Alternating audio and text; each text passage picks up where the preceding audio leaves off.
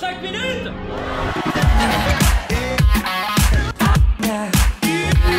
Cette semaine, nous sommes à Salon de Provence.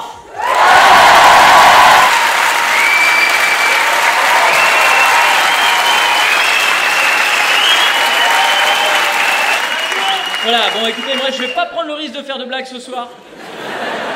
Parce que vraiment vous êtes beaucoup trop contents. Je sais même pas si c'est marrant ou pas, mais c'est intéressant. Cette histoire de cette femme là de 60 ans qui vient de se réveiller après 27 ans de coma, vous avez vu ça? C'est merveilleux ou pas? 27 ans de coma. Et elle avait un fils. Enfin, elle a toujours un fils. J'espère de tout mon cœur qu'elle s'est réveillée avec un Alzheimer. Imaginez ce gamin qui a attendu toute sa vie que sa mère se réveille et se souvient pas. Oh, j'aimerais tellement la voir faire. Qui êtes-vous? Ça fait 27 ans que je t'attends, connasse! Si moi je tombe dans le coma, je veux pas qu'on me réveille à 60 ans. Ah vraiment, là j'ai 36 ans, je le dis de manière officielle. Si je tombe dans le coma demain et qu'à 45 ans je suis pas debout, on éteint les machines, vous foutez-moi. Oh, t'imagines, 60 ans, tu te réveilles vieux. Je laisse tous les mecs de 60 ans dans la salle faire « Oh le bâtard !» Non mais c'est cool 60 ans, mais c'est cool seulement si t'as vécu toute ta vie avant, tu vois. Et c'est ça, il faut toutes les étapes pour arriver au kiff. C'est comme du saut en parachute. C'est cool si t'as mis un parachute. Il faut les étapes. Je sais même pas comment elle va faire pour survivre, cette femme-là. T'imagines, ça fait 27 ans qu'elle était dans le coma. Aujourd'hui, je veux dire. C'est-à-dire que si ça s'était passé en 1880, bon, à la limite, voilà, tu pars 30 ans, tu reviens, a priori, ça change pas des masses. Là, clairement, maman, bon, alors il y a 2-3 petits trucs qu'il faut que je te dise. T'as dû recevoir les informations sur ton portable? Portable. Ah, putain, c'est vrai. Bon, un téléphone portable, pour t'expliquer, vaut mieux que tu regardes sur Internet. Internet, t'as pas non. Bon, putain. Ça va être long, ça va être long. Bon, grosso modo, la planète, c'est la merde. On a tout cassé. Voilà, il y a toutes les espèces animales sont en train de disparaître les unes après les autres. Niveau social, il y a de plus en plus d'écart entre les riches et les pauvres. Politiquement, bah ouais, alors l'extrême droite se retrouve dans la plupart des pays d'Europe maintenant. C'est la merde. Le pire, c'est vraiment ça. Les Marseillais sur W9. Je suis désolé. Moi, je vous le dis clairement, hein.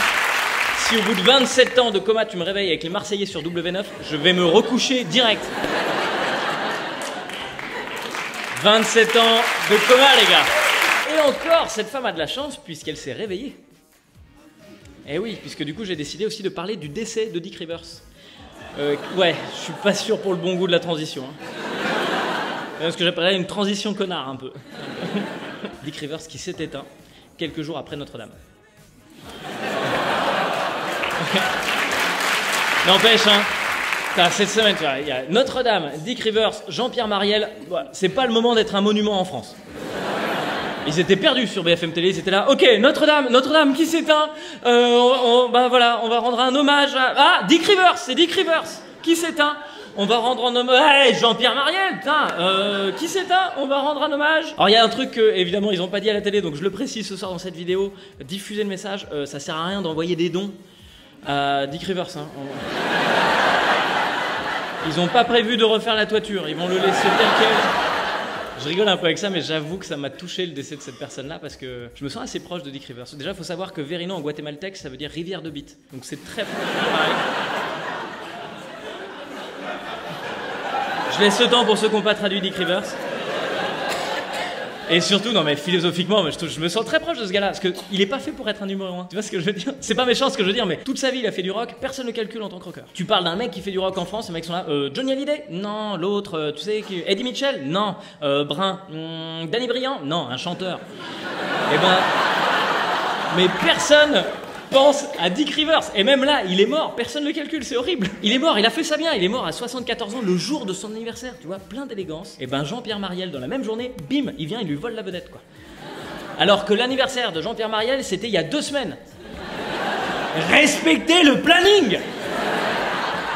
Pauvre Dick Rivers. Ah, là, on lui a fait une Farah Fawcett, là.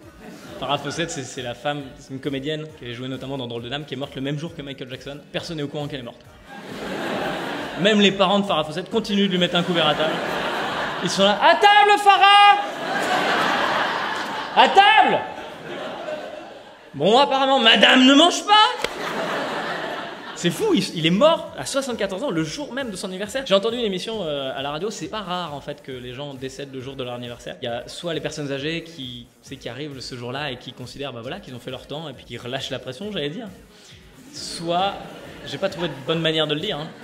Soit, et ça c'est plus dramatique, c'est les plus jeunes qui, eux, font la fête et prennent le volant et meurent tragiquement dans un accident de voiture. Donc voilà, peut-être qu'il y a un message à faire passer ce soir. Si vous faites un cadeau à quelqu'un pour son anniversaire, gardez le ticket de caisse pour vous faire rembourser. On n'en parlera jamais, c'est Internet. Merci d'avoir regardé cette vidéo jusqu'au bout. Rendez-vous sur